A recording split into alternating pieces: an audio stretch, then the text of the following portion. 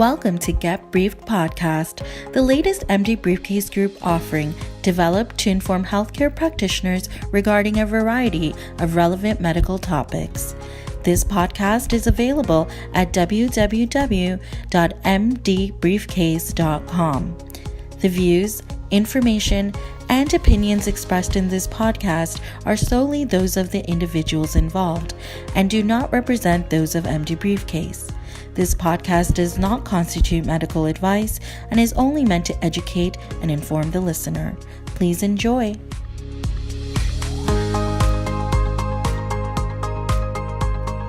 I'm Dawn Rae Downton. Welcome to the Myth of the Opioid Crisis, the first of 7 podcasts for health practitioners on how to treat pain, chronic pain. We're drilling down on opiates, on how, when, and even whether to prescribe them in light of Canada's so-called opioid crisis. Today we're discussing that crisis itself, beginning with whether it even exists. We'll also take a look at what created the crisis and what's driving it. It's hard to think of a subject more controversial and polarizing in frontline medicine today, and perhaps more misunderstood. So we're lucky to have on hand a pain specialist who's been wading into the controversy for a few years now and can give us the facts. Joining me is Dr. Robert Hauptman, a pain consultant practicing in Edmonton. Dr. Hauptman is an assistant clinical professor with the Department of Family Medicine at the University of Alberta. He's also one of the founding members of the Pain Society of Alberta and the Alberta Medical Association's chronic pain section. Dr. Hauptman, thanks for joining us. Thank you, Dawn, for having me for this important discussion. I'm looking forward to it.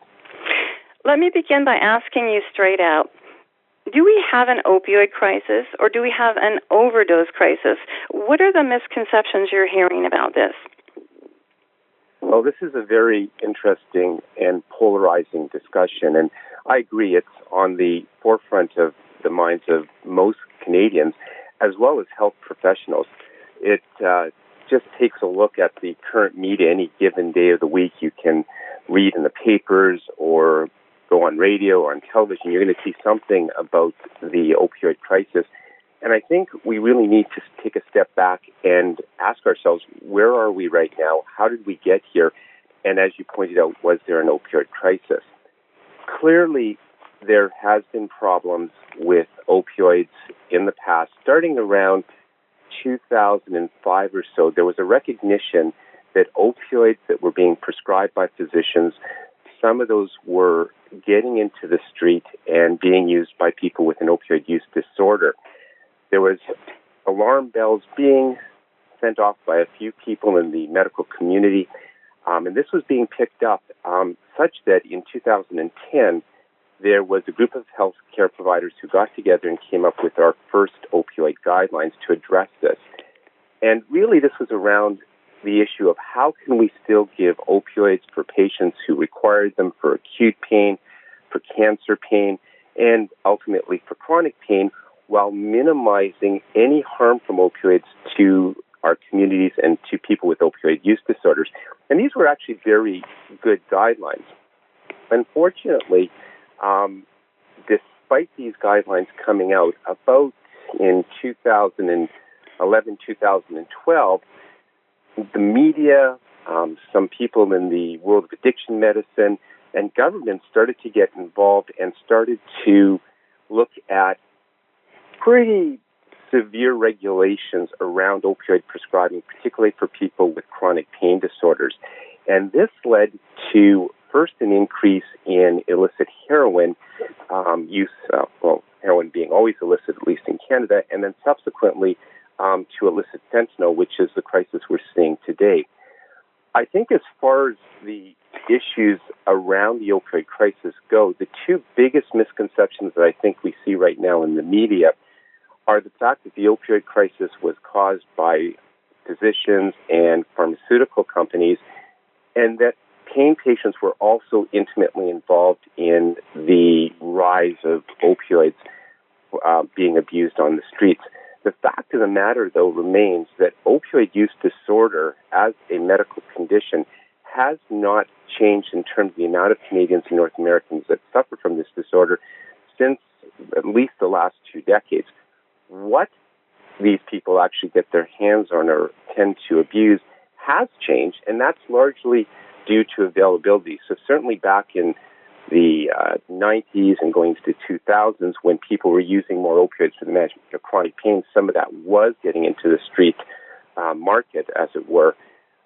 But subsequently, when that was turned off by safer prescribing that started anywhere from 2009, 2010, it wasn't that these people stopped abusing drugs. They just went to other drugs that were more widely available. And as I said earlier, that was primarily heroin first, and then subsequently fentanyl, which was what we're seeing today. Unfortunately, the current social narrative and kind of media narrative that this is a problem, physicians who prescribe for patients and pain patients themselves, has led to devastating consequences in the pain world. If it's a question of availability for people who have addiction issues, who have problems with opiates, what about people who are using medical opiates? The availability of medical opiates is shrinking in Canada, as we all know. Where does that leave chronic pain patients? Well, this is of immense concern for myself and my colleagues. There have been surveys looking at the impacts of the current guidelines directed at patients with pains, a lot of these guidelines being implemented by regulatory bodies. So in 2017, there was a fairly large survey published in the Pain News Network that looked at 2,500 people with chronic pain and asked them about their experiences since the 2016 CDC guidelines on how to use opioids for chronic pain. And what's interesting about this survey, and again, granted it's a patient-driven survey, but that's important to us as clinicians, 80% of patients said that since the CDC guidelines, their pain has been worsened and their quality of life has been reduced. 40% of patients in this survey said they've contemplated suicide since the guidelines have been implemented, and only 4% of patients surveyed from this group of 2,500 patients said they'd actually found better and alternative ways to manage their pain. Subsequently, if you want to look at more recent Canadian data, there was a person by the name of Romaine Gallagher who did a survey of primary care physicians in BC that was released this year, again in 2018. And what they said was since the guidelines, they've all taken up reducing opioids, and this has led to worsening outcomes in terms of pain in 80% of their patients and worsening function in 50%. So we have people with chronic pain since this current focus on opioids that are getting poorer management of their pain, reduced functioning. They're being stigmatized as being individuals who have caused the crisis. And I think this has been an unmitigated disaster for patients with pain and physicians who care for them. Dr. Hauptman, since you're mentioning patients, maybe we could look at the drivers of this crisis and determine, whether it's accurate to say that pharma, for example, contributed to the crisis. Is it accurate to say that there was overprescribing or careless prescribing? Is it accurate to say that there was a great deal of diversion, theft of medications to the street? And this is where I want to start, actually. Is it accurate to say that patients contributed in any way? Is what's happening to them, for example, retaliatory? Is there any evidence to suggest that patients are diverting their medications to the street on purpose? Is there evidence to suggest that they're being stolen from? And in particular, is there evidence to suggest that if a patient is on medical opiates under a doctor's care for pain, is that patient at risk for addiction? In other words, do pain patients actually themselves become addicts? Is this a real risk? Yeah, wonderful questions, and I'll try to address your comments one by one. I think the first comment is, again, what are the contributors of pharma and physicians and patients to the problem of some prescription opioids ending up on the street? And I think that this is a very complex problem. I think it's very wrong to finger point, and I'm really concerned. I think there's been a lot of that over the last 5 to 10 years, people trying to specifically point fingers at either the pharmaceutical industry or, again, physicians who care for people with pain or pain patients themselves. And I think largely that narrative is wrong. In particular, the idea of a physician prescribing to a patient, that patient getting their medications and then going to the street and selling them does happen, but it is very much the minority of circumstances. It just does not happen that often. We do know in some surveys that up to 70% of prescription opioids that do end up on the street do come from relatives or friends of valid patients, but these are often diverted without the knowledge of the actual patient. And again, it doesn't represent the larger supply of opioids that are ending up on the street. I think it is so wrong, particularly to blame patients with chronic pain for anything to do with the current issues around opiates, and certainly not anything to do with the current crisis, which is largely driven by illicit opioids, in that case being heroin and fentanyl. Even if you go back to the 2000s, where there was some OxyContin ending up on the street, again, this is largely not because of a patient taking their prescription and subsequently diverting it and selling it on the street. So that narrative is really, really false. Even the pharmaceutical industry and physicians, for their part, are really looking at the chronic pain problem, which is roughly 20 to 30% of the population. And keep in mind, opioid use disorder, in the best surveys we have to date, runs between 0.5 and 0.7% of the population. So those are the people that actually abuse opioids. 20 to 30% of the population has chronic pain. So we have a lot of individuals out there with chronic pain and a very small amount of people with opioid use disorder. And I think, again, sometimes when you hear the current narrative, you think that those numbers are actually switched around. But going back to my point is this, that back in the 80s and 90s when physicians and the pharmaceutical industry was looking at this group of people with arguably undertreated pain, we felt legitimately that opioids could be of value in that population. And in fact, to this day, there is patients with chronic pain that do respond to opioids. I think the mistake that may have been made was a bit of an overzealous approach, where maybe some people would argue that everyone with chronic pain would respond to opioids, and that clearly is not the case. But that kind of zealous approach that was done for legitimate, I don't believe there was any malicious intent here that, we're just going to, prescribe opioids to everyone with pain because we don't care. We obviously cared for this population. But again, this led to some of those medications trickling down to the street. And one of the reasons we're seeing the current problem with fentanyl in the streets is simply, again, because we're prescribing less. And that's been well documented right across Canada and into the United States. Prescription opioids are being prescribed less and, quite frankly, in a more safe fashion, so less is trickling down.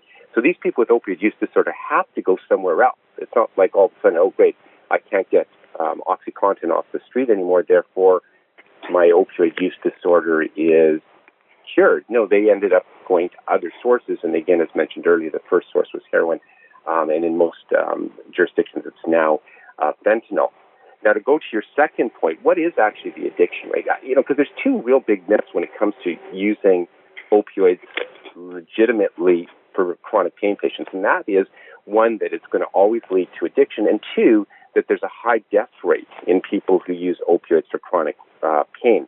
Well, to the first point, what is actually the addiction rates? And this is somewhat controversial. Some people will say the addiction rates in people using opioids for chronic pain range anywhere from 1% to 30%. So that's a wide variety. But if you look at absolutely the best data, it is clearly less than 5% of people who use opioids for chronic pain develop an opioid use disorder. And it's probably even less if you screen out for people with pre-existing histories of prior substance abuse. in those populations where you screen out, it may be as low as 0.19% based on a study by Fishbane done in 2007-2008. So the idea of people given opioids legitimately for chronic pain developing addiction is really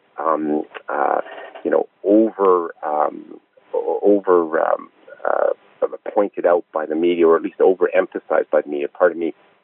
As far as death rates in the chronic pain population from opioids, it's really quite remarkably low. There was a publication by Dasgupta in 2015 in Pain Medicine where they looked at prescribing in over 2 million prescriptions for opioids with chronic pain. This was in North Carolina, and they found an annual incidence of death roughly at the order of 0.02% of people using opioids for chronic pain. Really low numbers. So it almost suggests that using opioids for chronic pain is really quite safe.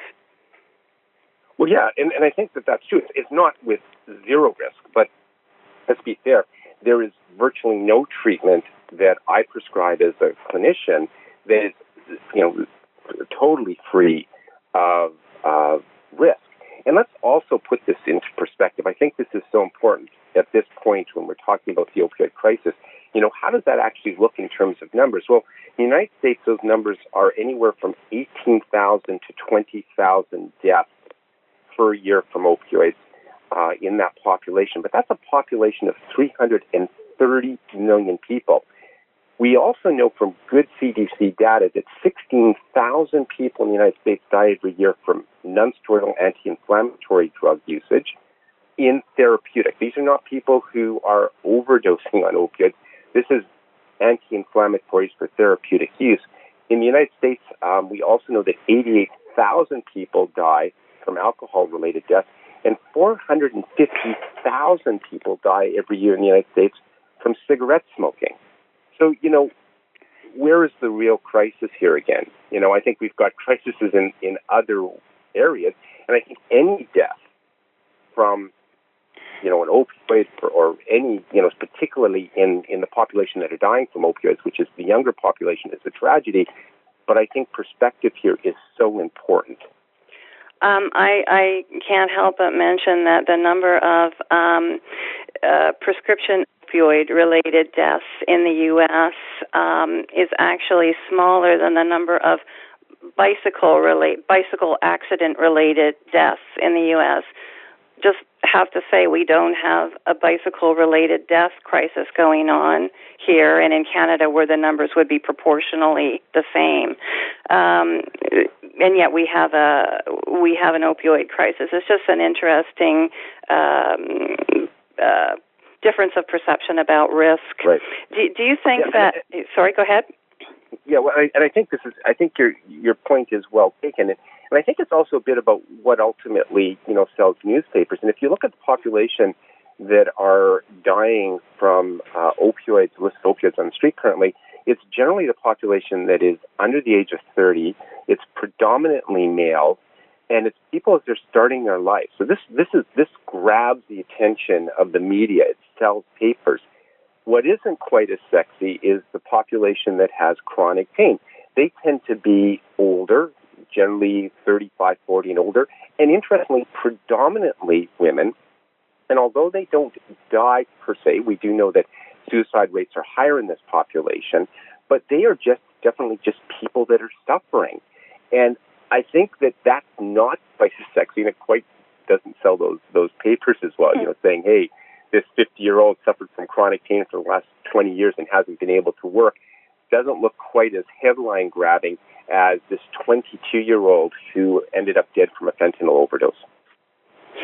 Let's leave the media for a minute and look at what we're hearing from physicians, from scientists. Sometimes we're hearing a good deal of this actually in the media, that misuse of opioids or opioid use disorder is somehow the same thing as dependence, and that dependence is therefore the same thing as addiction. Can you comment on that, Dr. Hauptman? Yeah, that's a wonderful question because it's probably one of the larger misconceptions that both the public have, and to be frank, many physicians as well, right. this relationship of dependency to addiction. So dependency, particularly what I would call physiological dependency, is basically a pharmacological property of many medications that we give, such that if you use the medication long enough and you stop it suddenly, you have a withdrawal syndrome. We not only see this with opioids, we see this with a variety of antidepressants. There are some antihypertensive medications that can do the same thing. But this in of itself is not addiction. When you're using a medication for therapeutic reasons and you stop it suddenly and develop withdrawal, that does not mean you were addicted to the medication. Again, it would be more physiological or pharmacological dependency. Addiction, on the other hand, is really a biopsychosocial problem where a person is initially using a medication for non-therapeutic reasons, primarily to get some sort of psychoactive response, often an impaired feeling.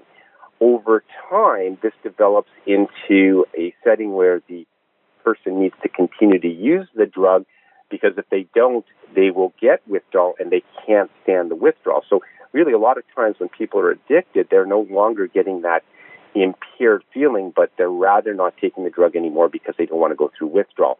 It is clearly a behavioral, psychosocial, genetic problem that is 100% different from physiological dependency. Thanks for clarifying that. Is there, for physical dependency, is there any inherent harm to if you're a chronic pain patient and you inevitably develop physical dependence? Is that harmful unless you want to come off the drug or you're taken off the drug, and obviously then you may well go into withdrawal? Is there any other downside to dependence? I mean, is it something we should worry about? If it's not, what I'm asking is if it's not addiction, is it something harmful anyway? No, that's a very, very good question, because you might, argue, well, what's the difference between somebody who is using a med therapeutically who's dependent on it versus somebody who has an opioid use disorder and is dependent on the medication? And the fact of the matter, they are clearly different things. People who are using a drug on a regular basis for therapeutic reasons still often get a therapeutic benefit. And there's been now long-term surveys of chronic pain patients who've been on, for example, opioids upwards of 10 years, showing the same benefits in terms of analgesia and improvement in function. So one of the myths of people taking opioids long-term is that 100% of them will develop a tolerance to the therapeutic effect. And that's actually not been borne out in many clinician practices throughout North America and the world. On the other hand, what defines the problem with somebody who has an opioid use disorder is that constant craving, the desire to continue to take the medication because they don't want to withdraw, leads to disruption in their social functioning, their occupational functioning, their family dynamics, because they're constantly focused on the medication because they need to get more and more and more, and they're often getting their supply, of course, from illegal and street sources. So there is clearly a tremendous difference. In fact, if you look at the DSM-5, which, as many people know, is the psychiatric manual for diagnoses, when you look at substance abuse disorders, you have to have an impairment in social functioning, occupational functioning, family functioning to be diagnosed with a substance abuse disorder. And if the DSM-5 goes on to say that if you're taking a medication for therapeutic reasons, then tolerance and withdrawal cannot be used as criteria to diagnose a substance abuse disorder. So by the current DSM-5 criteria, patients using opioids or, quite frankly, antidepressants or many other medications for therapeutic reasons do not have a disorder, and it is not a problematic behavior with negative consequences. Thanks. You've dispelled the myth that dependence is not particularly dangerous and is also not addiction. I think the other side of the myth that we hear, at first we hear that that opiates are dangerous, that they'll kill you, but we also hear that they're not effective. I hear this quite a bit.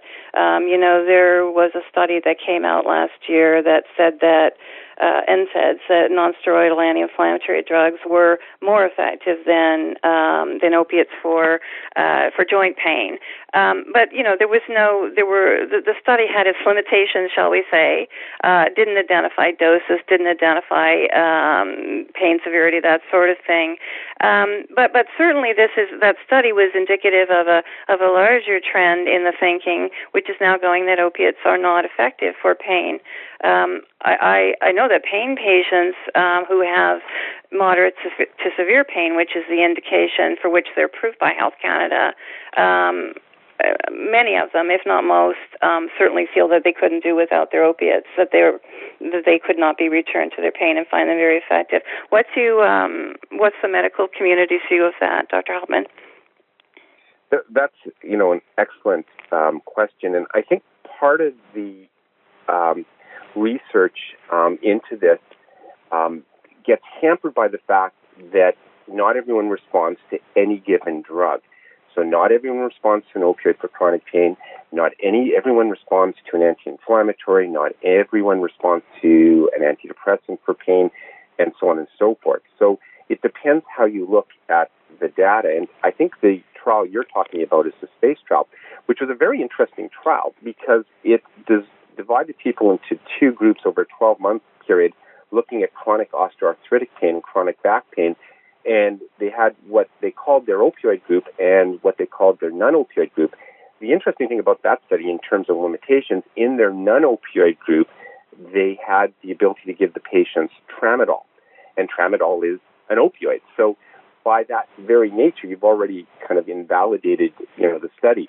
And although the SPACE trial at 12 months did show a slight trend to benefit in terms of pain reduction in the group that were not on opioids, their primary outcome of the actual study was whether or not there was an improvement in function in the non-opioid group. And in fact, there wasn't.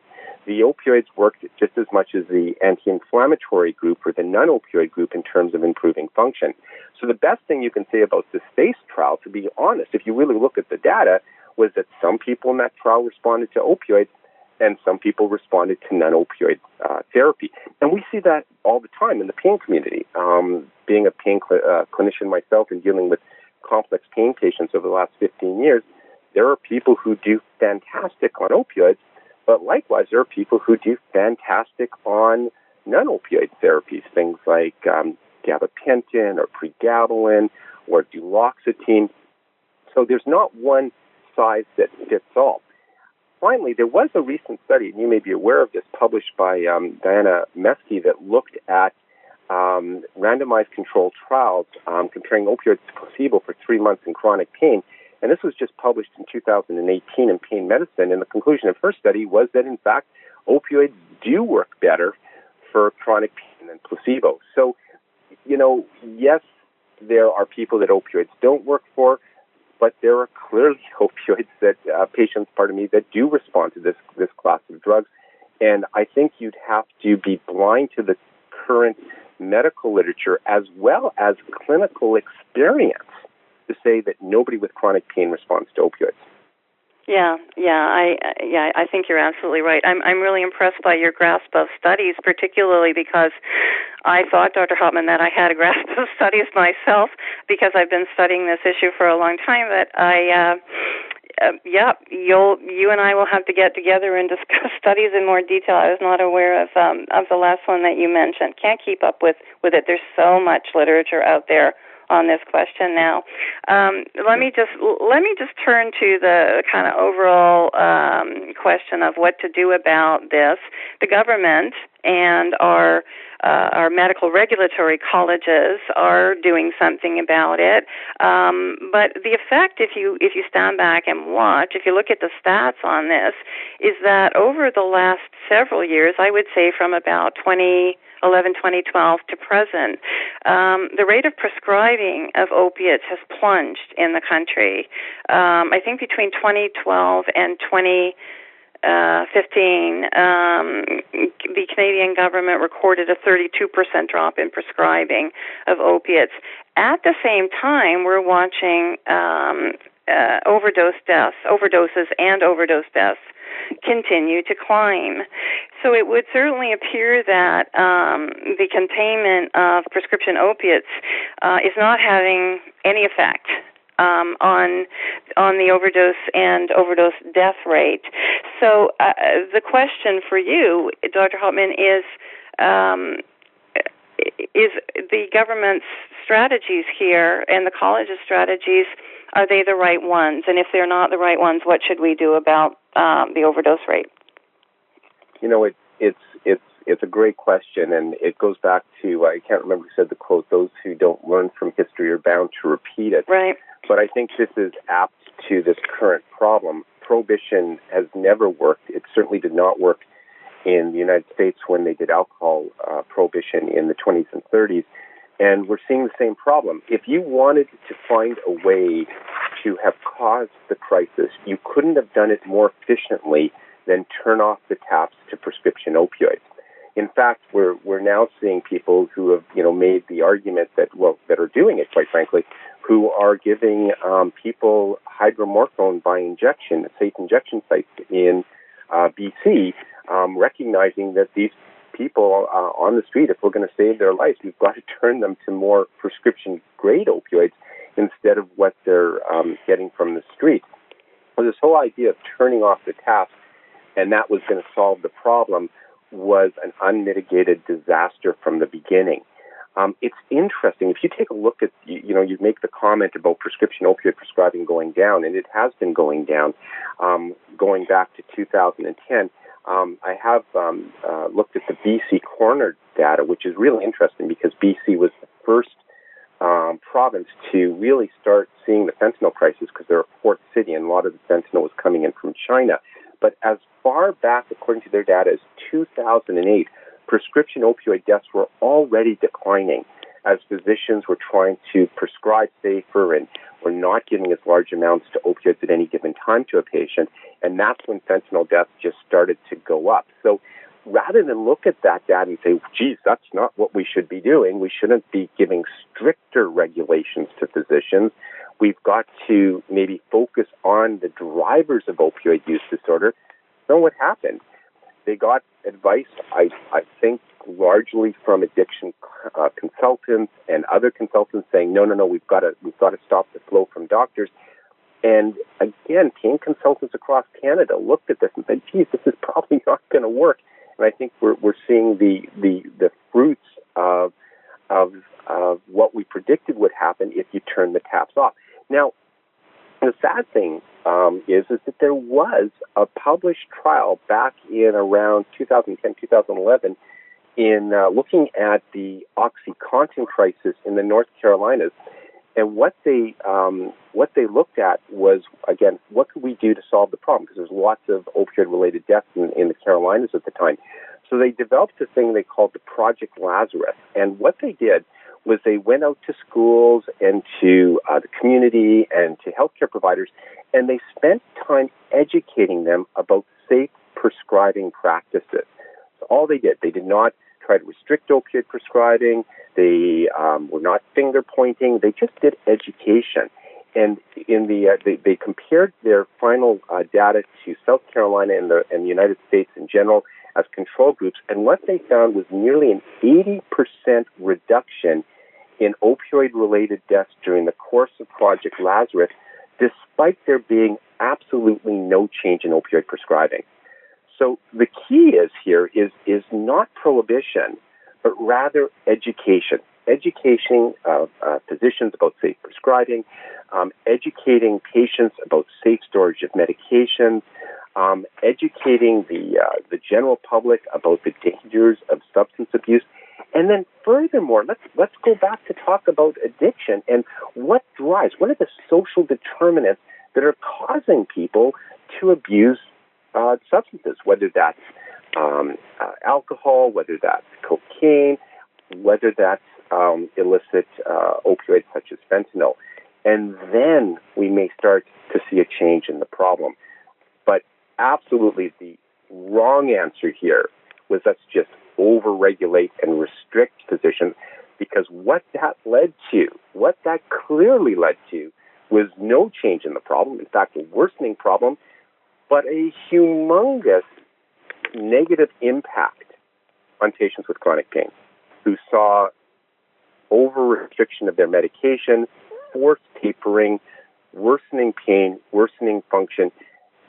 It just created a disaster that maybe is even worse than the opioid crisis, more of a crisis of untreated chronic pain patients who, again, now have been stigmatized simply because they have chronic pain. I would think it creates a disaster for pain consultants as well, possibly for family physicians, but perhaps they can simply pass the patients that they don't know how to treat anymore on to pain consultants, despite long wait times and so on. But is it even true that pain consultants can overcome the preconceptions, the misconceptions about this, and still treat their patients on a customized basis? I would think it would be one of the worst professions in Canada to be in right now, to be a pain consultant, because on the one hand you have suffering patients, and on the other hand you have kind of a brick wall that is getting in your way of treating those patients. So what has this meant for doctors? The regulatory scrutiny across Canada of primary care physicians and pain consultants has been overwhelming, and there is clearly a deep chill across physicians across this country managing these patients. It has clearly been tough. I've seen it in my own practice, not only in trying to deal with these patients, but also the increase in numbers of referrals I'm getting and patients that I have getting dropped by their physicians because they don't want to deal with patients on opioids. So this has been a huge problem, and I've seen many physicians. We know this is true in Alberta, who have given up triplicate prescriptions because they don't want to deal with this population anymore. So it's interesting. Here you have a group of individuals that not only now have chronic pain, but they can't even get their basic primary care needs being met because physicians don't want to deal with this population, and yet nobody's talking about it. Nobody's talking about the inherent bias and prejudice now that clinicians have against this population. You could be almost any other, have any other disease in Canada, have any other thing that you could think of that you'd be discriminated against, but chronic pain, people being discriminated now because they have chronic pain, just crazy. And this is what unfortunately has happened with this chill that has gone across this country because of this true or perceived, I think it's actually true, perception of you're going to get in trouble. The regulators are on your case, and if you don't do this right and by the book, you could be suspended from practice. And who wants to have that happen? You might as well just go back to treating people with hypertension and diabetes. Right. We don't have a Lazarus Project here. The Lazarus Project in the States that you mentioned, a brilliant project and a really heartening outcome, and yet it doesn't seem to have gotten much traction in the States where, whatever is happening in Canada, it appears to be so much worse for patients and for doctors in the U.S. So even if we could have a Lazarus Project here and show the proof in the pudding, would that make any difference? I guess what I'm asking is, how do we fix this? Well, I think the tides are possibly slowly changing. I'm seeing physicians writing a bit more about the myth of the opioid crisis. There was a Dr. Sally Sattel who wrote in the magazine Political in February of 2018 a nice article outlining some of her concerns about the current narrative and how they're trying to solve the problem with overregulation of prescribers and pain patients. And the interesting thing about Dr. Sattel is she's an addiction psychiatrist. She's not even a pain physician.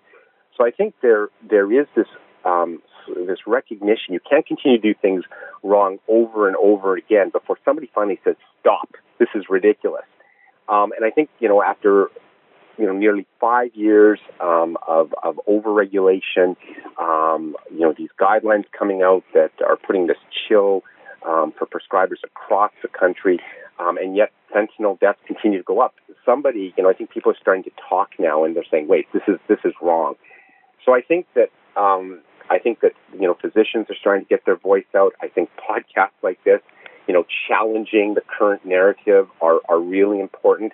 I know that we have some very strong patient advocacy groups in Alberta that are starting to challenge the regulatory bodies in Alberta, saying, guys, show us the evidence here. I know the BC Pain Doctors Group is very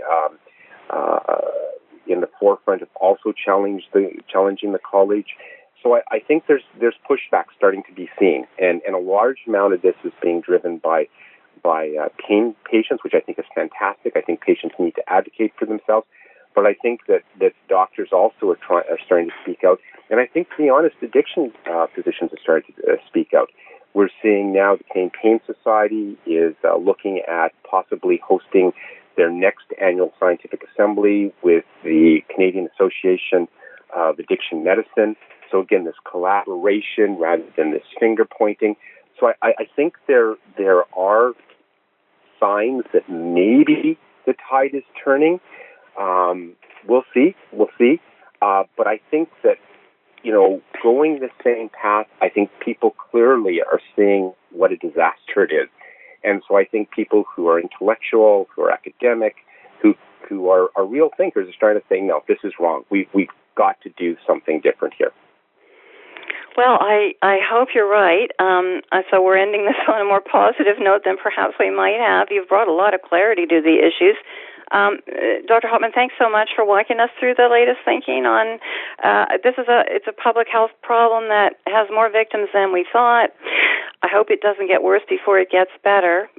Thanks so much for walking us through it. Thank you very much, Dawn. It's been a great discussion. I really appreciate it. And I just wanted to mention that Dr. Hauptman will be back with us next time with his colleague, Dr. Alan Kaplan, for our second podcast in the chronic pain series. That one is going to be called Just What is Chronic Pain Anyhow? Don't miss it. I'm Dawn Rae Downton. Thanks for joining us, and we'll see you next time. Thank you for listening. If you like this episode and want to hear more, please visit www.MDBriefCase.com and subscribe to the Get Brief podcast channel. Tune in next time for another exciting episode.